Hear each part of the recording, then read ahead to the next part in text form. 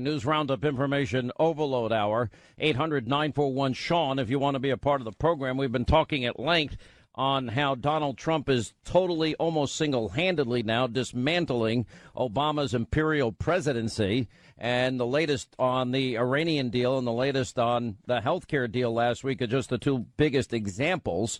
Donald Trump and then, of course, we got Steve Bannon saying that what's happening with what happened in Alabama is just the beginning, declaring war on the establishment Rhino Republican Party that has yet to get anything done. Mitch McConnell is literally ground zero in this battle and this fight. Joining us now is Senator Rand Paul, who was very instrumental in getting the president to pay attention to this 1974 law that exempted corporations that had businesses in different states. It allowed these businesses to buy their health care across state lines, and basically it was a cooperative, and they weren't subject to the burden of state law, nor the subject to the burdens of the ACA Obamacare rules and regulations. And now people can form their own cooperations, associations, and they have the ability to have the same benefits that the corporations do. That means the buying power that, let's say, restaurant workers would have, or radio workers would have, or any industry workers would have.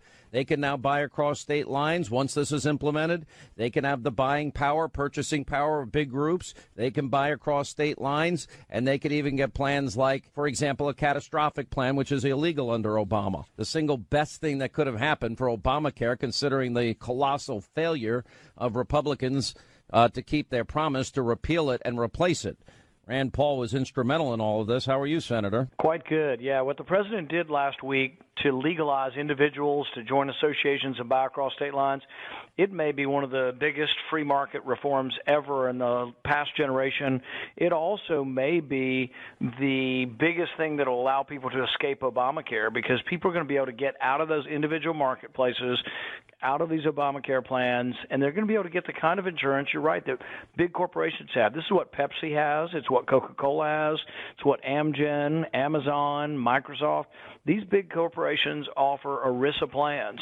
So what we're doing is saying, hey, the individual is going to be able to get ERISA plans now, and through their size, they should be able to negotiate lower rates, but also through their size, they should be able to negotiate good terms, meaning good insurance. Well, I would think that this would allow a lot of the things that you and I have talked about, real solutions for years. And I think you're one of like two senators and then the Freedom Caucus members that actually discuss things that would work, like healthcare savings accounts, like cooperatives. I mean, I think you and I have been the biggest supporters of healthcare cooperatives because they actually work, and you can couple those cooperatives with some type of catastrophic insurance if you have an accident, a bad accident, or get a heart attack or get cancer. And the great thing about this, the great thing about this is it doesn't cost any federal money. The president mentioned this also.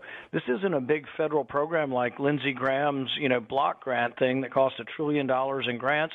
This costs zero. This just lets you have the freedom to form associations and buy insurance, and it costs zero taxpayer money.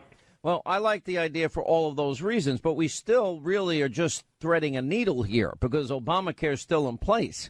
And if Donald Trump is president even 8 years, that means the next person in is going to undo what the president did here, and then we would be back with Obamacare, no? Yeah, but the problem is we had 6 senators who voted to repeal it in 2015.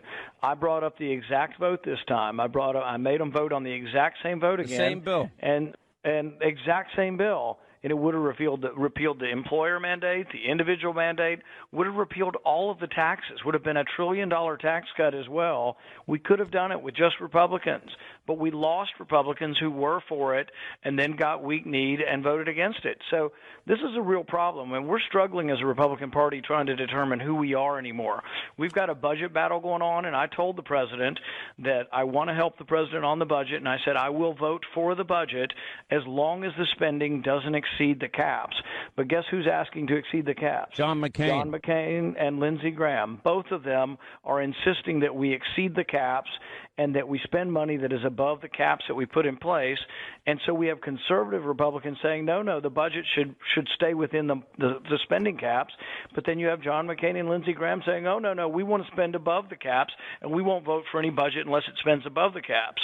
Well, I've got to understand. You said something that I've been saying now for a while, and that is the Republican Party does not have an identity any longer. They really don't have an identity. Well, there's a fake identity. There's the identity that every congressman, every senator goes home on the Republican side and they say, we absolutely need entitlement reform.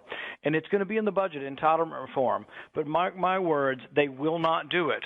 They will not introduce any bills that will reform entitlements because they're afraid of their own shadow.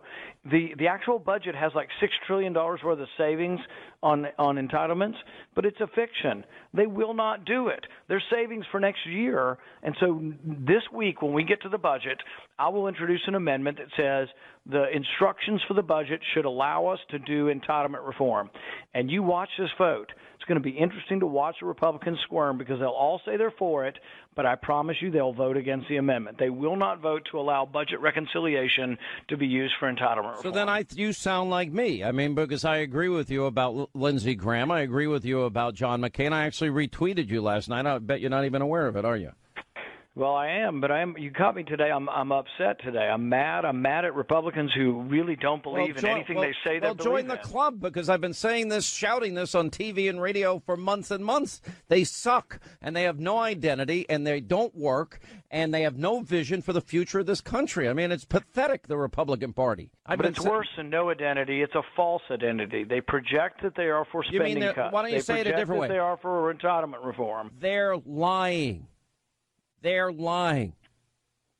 They lied. When they said repeal and replace, there were 100 Republicans in the House that never had any intention. Those 7 senators that voted to repeal in 2015, and all you needed them to do was vote for the same bill in 2016 when it would have happened, and they didn't do it. So they were lying to the American people. Isn't that true? It's nonstop. This goes on. It just every day. It's one more thing. But I promise you, they're going to vote for a budget that says they'll do entitlement reform. But I'm going to force an amendment vote, and on the amendment, I will say, okay, let's have instructions in the bill as to how we could do entitlement reform with a simple majority through budget reconciliation. And I guarantee they'll all vote no.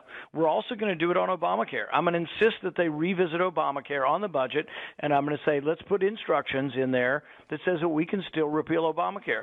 I'm guessing that most of the Republican leadership will vote against me on both of those amendments. Well, I'm guessing you're probably right. So now we're stuck with what? Now the president signaled today that he might be willing to cut a bipartisan deal to stabilize Obamacare because it's spiraling out of control. He called it a, quote, short-term solution, so we don't have to worry about this transition into what you encouraged him to do. And he spoke for minutes after he met with Lamar Alexander and Patty Murray. And those are not two people I have any confidence in. And I'm going to tell you who the worst of them all is your fellow Kentucky Senator, Mitch McConnell, who can't get a darn thing done. We shouldn't bail out Obamacare. I won't vote to bail out Obamacare. We shouldn't give the insurance companies any more money. What should happen is the people who are trapped in the individual market should be allowed to leave, should be allowed to get group insurance through these health associations. We should do everything possible to speed it up. And I can tell you, I was with the president for a good while the other day, and the president said he's going to try to speed this up. He wants people to, as soon as possible, be allowed to leave these individual markets, these Obamacare markets. He wants them to get group insurance across state lines, and he's telling his people to expedite this and do it as fast as they possibly can. Let me play your fellow Kentucky Senator, Mitch McConnell, talking about excessive expectations, because I don't think they were excessive expecting repealing and replacing Obamacare, and I don't think it's excessive to get tax reform that we need in this country to jumpstart the economy and incentivize businesses to invest in factories and manufacturing centers and energy so that we can get the forgotten men and women in poverty on food stamps and out of the labor force, back climbing the trajectory to success. Here's what he said. I'm going to ask for a show of hands, but I know everybody's saying we've been there and haven't done anything, which I find extremely irritating. And I'm going to tell you why. Congress goes on for 2 years, and part of the reason I think that the storyline is that we haven't done much is because, in part, the president and others have set these early timelines about things need to be done by a certain point. Now, our new president has, of course, not been in this line of work before, and I think had excessive expectations about how quickly things happen. in the democratic process. And so part of the reason I think people feel like we're underperforming is because too many kind of artificial deadlines unrelated to the reality and the complexity of legislating may not have been fully understood. And of course, our political adversaries would love to say that anytime. So what I'm asking of you is to judge this Congress when it finishes. How much have we done to make America competitive again and to grow again? And that's part of making America great again, which is what the president talks about so much. Artificial deadlines, complexity of legislation, excessive expectations. The president hasn't been in this line of work before. Now, there was a kumbaya moment between the president and Mitch McConnell. I don't believe it for a second, Rand Paul. I couldn't disagree more on that this is an artificial deadline. We've had 6 years. We voted previously to repeal it.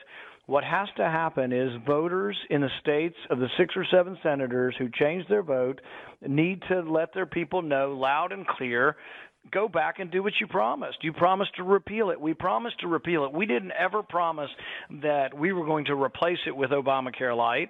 We promised to repeal the damn thing, and we ought to vote. And I'm going to continue to force them to vote as many times as I possibly can on repealing the thing. Well, I mean, they won't, but they're not going to do it. But they're not going to do it. I mean, that's perhaps it sends a message back to their voters that their voters need to reassess their choices. I want to go back to this issue with John McCain, who took a jab at the president when he criticized half-baked, nationalism of the president.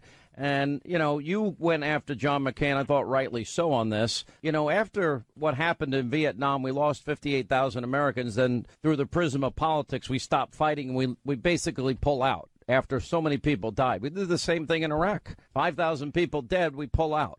If we don't have any intention to fight and win wars, why are we fighting them anymore? And I think this is really the problem. This is where John McCain's had it completely wrong. He's wanted to be involved. If he had his way, we'd be in 12 different wars right now in 12 different countries, but we wouldn't declare any of them.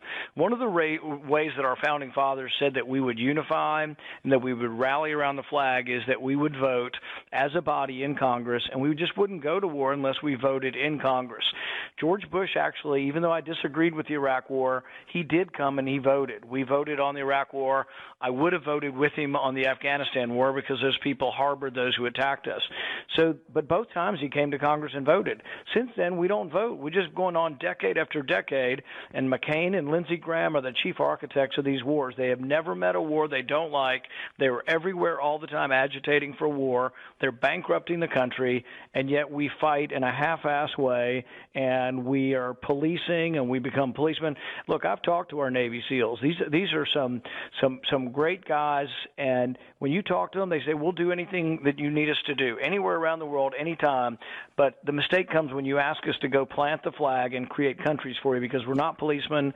We don't want to be policemen, and we don't want to be into nation building. But that's John McCain, Lindsey Graham. Nation building, wars everywhere. Well, I'm going to tell you something. I mean, if we're not going to fight wars with any intention of winning them, then let's not put these guys in harm's way to begin with. And what happens every time now we begin a conflict, which we can win, but we literally put handcuffs on our soldiers, rules of engagement, they can't fight back. And number two, I mean, we don't have the stomach politically to see it through. And all those people that put us in those positions are running for the hills if it becomes politically unviable in their eyes. It's all about how it affects them. It's not about what the right thing to do is. Well, and I think we have to be, you're right, we have to go in, and when we do go to war, it should be rare. And when we do go to war, we should go to win. But then we really do have to come home. To tell you the truth, we've been in Afghanistan for 15 years now. It is nothing more than nation building. If they will not stand up and fight for their country after we've given them billions of dollars of weapons and uniforms and you name it, we've given it to them. And if they can't stand up and fight for their country, they're never going to have one. So it's sort of a little bit like welfare. You can't give people welfare forever because it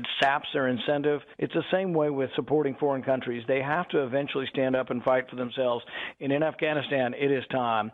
Obama put 100,000 troops in there, and, the Taliban Taliban slink away, but they go and they wait and they wait. They will always wait. They will wait for 1,000 years. The people who live there need to stand up and fight the Taliban if they're going to fight them. But we can't do their business forever. I like Rand Paul mad. You should stay mad more often.